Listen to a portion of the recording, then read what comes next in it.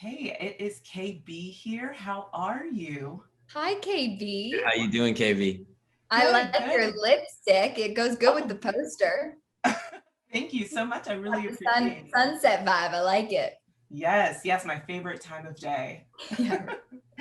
So I thought this was such a lovely film with a really great message. And I loved how faith was really like a huge part in the development of these kind of key relationships and allowing space for conversations and vulnerability between your two characters. So can you talk a little bit about just kind of your personal experiences with faith that really informed your choices as actors in this film? And also how did portraying these characters with like such profound transformations change you as people? And I'll start with you, Bailey. Oh, I was gonna hand it over to Kevin. I was ready to pass that one over because I was like, Kevin's honestly, I'll keep my answer real short because Kevin's got a great story and I want him to tell it. But I grew up in a very faith-filled household and I feel very fortunate for that. It's a huge part of my life and especially, the Christian music. I mean, worship music was always what we listened to. And so to be a part of this film where I'm getting to sing on a track of a song that I grew up listening to was really, really special.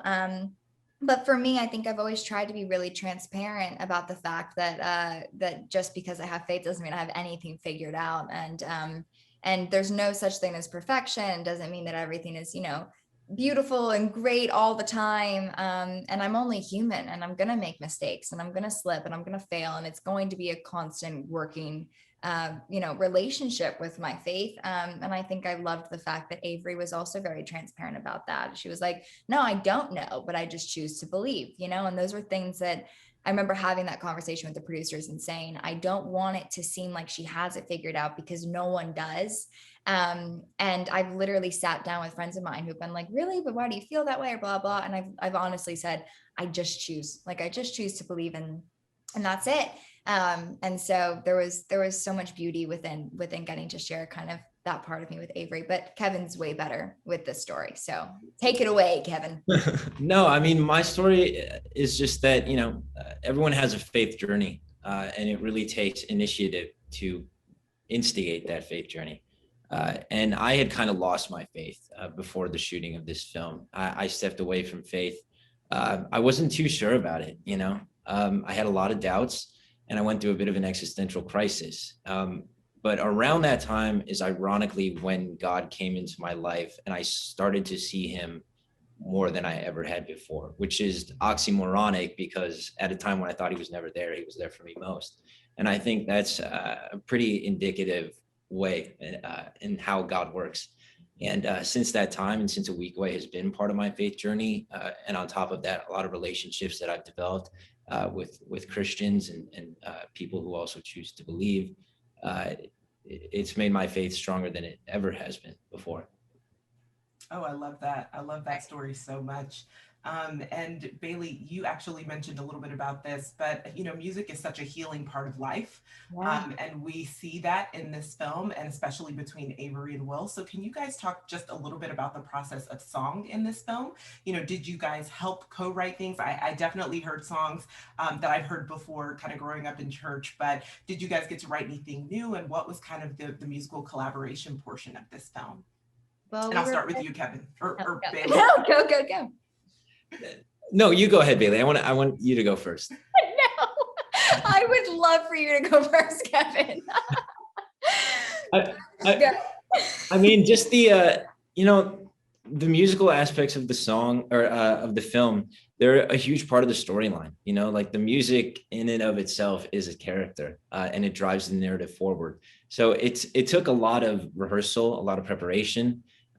But that's kind of what made it seem so effortless in the moment, was just that we had put in the hours, we had put in the work, and it ends up being like the best part of the movie. I mean, it's a true musical in that sense. Agreed. Yeah, absolutely. Yeah, I think we were all so excited to have, the opportunity to have Amy Grant and Michael W. Smith and Stephen Curtis Chapman and for King and Country to be able to hand over their songs. I mean, their babies that have touched the lives of millions of people across the world and say, hey, here are our songs, like go introduce it to more people and make it your own. I mean, that was the biggest honor. And then when it came to the original songs, to touch on your question, I didn't co-write anything. I don't think Kevin did either. But we were in the best hands when it came to our music team, and Adam Watts and Corey, who've worked on, I mean, with the hits of High School Musical and Camp Rock. I mean, they know how to write tunes for kids. They know how to write songs for teenagers. So there wasn't a shadow of doubt that it was like, oh, this is the paper you're handing me to sing. Yeah, we're going to sing it because you guys got this down to a T. So the originals were really so much fun, and especially Let's Go Make a Memory, which you will hear in the opening credits. And it's now available. We literally recorded that just a few months ago. So right before the picture was locked, so we were like, we want one more song, one more original that these kids can dance around with and play at, birthday parties or sleepovers. So I feel so fortunate and so proud of the soundtrack. Well, I love that. And I can't wait for everyone to be able to see this film and obviously to see you two and more content. So thank you so much for chatting. I really appreciate it. Thanks. Thank you so much, KB.